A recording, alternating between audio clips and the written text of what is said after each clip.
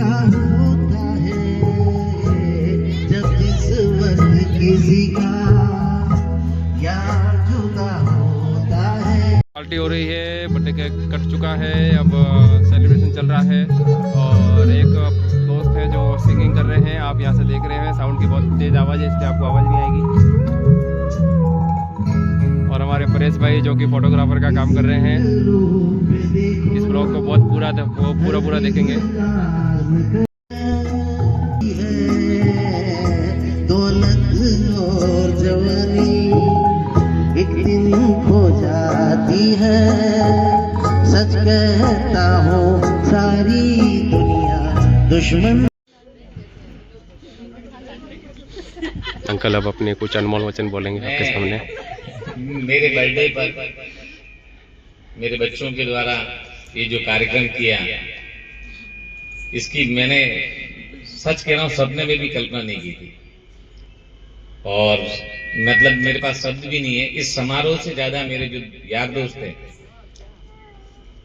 प्रिय रमेश भाई, मुख्य अभियंता, चीफ इंजीनियर हैं अभी सिरोही में, पीडब्ल्यूडी में। मतलब बचपन की यादें तो बाद में शेयर करूंगा, लेकिन कोई दिन याद नहीं कि हम बदमाशियां नहीं करते।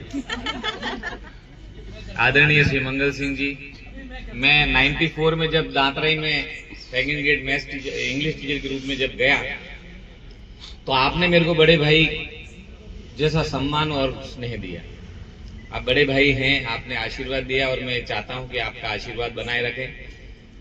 आपके विवाह से पहले आपके ससुराल में जाने का वो 5 दिन का, गए तो थे 1 दिन के लिए, लेकिन याद है कि रेखा बहन 5 दिन गुजारे वहां। और आश्चर्य ये हुआ कि मैं और मंगल सिंह जी जब वहां से रुखसत हो रहे थे, तो रेखा बहन के परिवार वालों ने कहा, हरीश भाई आप जरूर आना। प्रिय विमल भाई, हम लोग 9th 10th क्लास में साथ में, 8वीं तक की एजुकेशन हमारे साथ में थी। विमल भाई की याददाश्त और उनका आईक्यू लेवल बहुत शार्प था, इतना शार्प था कि मैं देखता था इनको कि विमल भाई जैसा बनना है। मैं उस समय ये अपने इमेजिनेशन के अंदर डालता था। तो बहुत दिनों बाद मेरे साथ यहाँ आज इस मुबारक मौके पर आप आए, आपका बहुत बहुत शुक्रिया। और सच कह रहा हूँ, मेरे पास कोई शब्द नहीं। मतलब इतनी प्रसन्नता मेरी जिंदगी में शायद मुझे नौकरी मिलने के पश्चात या मेरा विवाह होने के बाद में, आज का जो बर्थडे है, 58 साल पूरे हो गए, लगता ही नहीं है अभी भी। मेरी माँ का मुझे बहुत ज्यादा नहीं मिला, चारों भाइयों में सबसे ज्यादा प्रेम मेरी माँ मुझे करती थी, लेकिन माँ से लुटे दिल में दिया जलता नहीं, आज तो 15 GB खाली किया करे तुम ही कह दो अब ए जाने वफा हम क्या। हाँ बोल, क्या बोल रहा है? 15 GB खाली करा। हाँ खाली जब तक सोंगे तब तक छोड़ना नहीं। कहीं लगता बहुत ही शानदार गीत हमारे अंकल के द्वारा। थैंक यू वेरी मच, आप सब लोगों का एक बात तालियां, आपने अमूल्य समय यहाँ दिया।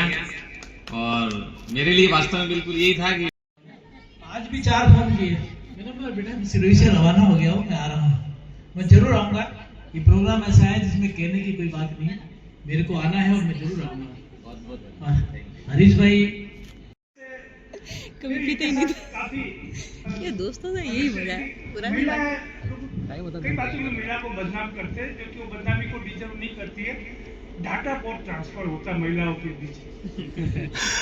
बहन जी अंदर आ जाओ ना, गेट पे खड़े हो, नहीं दाल चढ़ा रखी, 5 मिनट भी नहीं मेरे पास, और डाटा ट्रांसफर करते करते 1 घंटा हो जाता है, तभी जाती जब दाल की बदबू आ जाती है, जल जाती है। एक कवि सम्मेलन चल रहा है, बहुत ही शानदार स्पीच है इनकी। 80s में भी चलता था, मैं रेलवे कॉलोनी में रहता था, तो मौसी जी के साथ।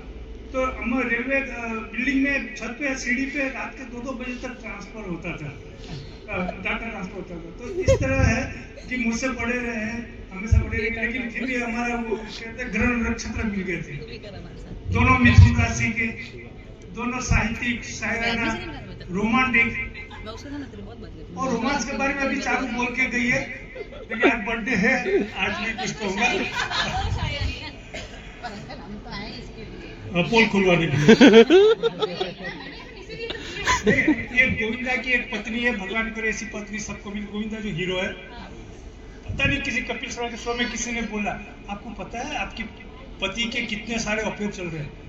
वो बोलती है कितनी महान महिला है, मुझे गर्व अपने पति पे, मेरे पति में कुछ तो है जो इतने सारी अफेयर। और लेकिन प्रवीणा भाभी जी, विनीता भाभी, विनीता तो मेरी पत्नी, सॉरी, बहुत ही उदार दिल है, हमको इसमें देती है। कभी ऐसा कोई महाभारत नहीं हुआ, ये बोले कांड बताओ, मैं सुंदरकांड बताने आया हूँ, लड़का कांड बताने।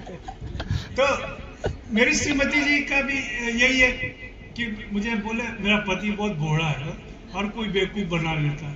मैंने कहा शुरुआत तो मेरे ससुर जी नहीं की, लेकिन भाभी जी के लिए बोला, भाभी जी के लिए, मेरा भी बायोलॉजिकली मेरा एक बेटा है, लेकिन मेरी पत्नी ने 2 बच्चों को पाला। अच्छा, ये सब मुझे पत्नी ने बोला, ये सब गुणगान करना जब भी माइक आए तो। क्या मैं आज्ञाकारी पति हूँ, जब माइक और बाइक आ जाए तो कंट्रोल तो नहीं होता है, लेकिन आज करता हूँ। धन्यवाद। थैंक यू के भाई। एक्चुअली मैं कॉलेज स्टूडेंट, पर पापा की बातों में हमेशा उनके यार दोस्तों के किस्से सुनते थे, तो हमको लगता था कि उनसे मिलना, इससे बड़ी चीज उनके लिए खुशी कोई नहीं हो सकती। इसलिए हमने सबको इनवाइट किया था, पर वो शिक्षक सम्मेलन की वजह से नहीं आ पाए। कोई बात नहीं, जो आए वो बहुत है। इसलिए सॉरी यार, मुझे बोलना नहीं आता माइक पे। मुझे उम्मीद तब से थी कि वो कुछ कर्म कांड सुनाएंगे, थोड़ा हमारा एंटरटेनमेंट होगा, लेकिन वो तो रह गया। लेकिन मैं सुनाऊंगी। आप बस ये बताना कि ये पहले भी यही थे और अभी भी यही है, कुछ चेंज है या नहीं। मेरा ये था कि ये मेरे हस्बैंड है, हम फर्स्ट क्लास से साथ में पढ़े, फिर हमने एक दूसरे को पसंद किया। तो ये बात पापा को बतानी थी कि मुझे ये पसंद है और साथ में शादी करनी है। तो मैंने मम्मी को बताया कि मम्मी पसंद है, आप क्या कर सकते हैं? तो मम्मी बोले मैं नहीं बताऊंगी, तू बताएगी। मैंने कहा तू सिर्फ एक लाइन बोलना, बाकी का सब मैं बताऊंगी। फिर पापा आए, मम्मी ने बोला कि परी जी के घर वाले आ रहे हैं अपने बिट्टू के लिए। तो पापा ने 2 सेकंड का पॉज किया, मुझे लगा अब या तो हाँ या ना, अब आगे क्या। फिर 2 सेकंड के बाद पापा ने बोला कि ठीक है चलो, मैं मेरे अंकल हैं उनसे और भाई है उनसे बात करके आता हूँ। तो मैंने पापा को रोका, मैंने कहा अगर उन्होंने ना बोलती तो बोले मेरी बेटी ना, मैं तेरे को भेज दूंगा। तो मेरा ये है कि पापा के साथ बेटी और पापा जैसा रिश्ता रहा ही नहीं है, हम अच्छे फ्रेंड्स हैं। मेरे को उनको कुछ बोलने से पहले 100 बार सोचना नहीं पड़ता, जो भी है मैं बोल देती हूँ बिना फिल्टर।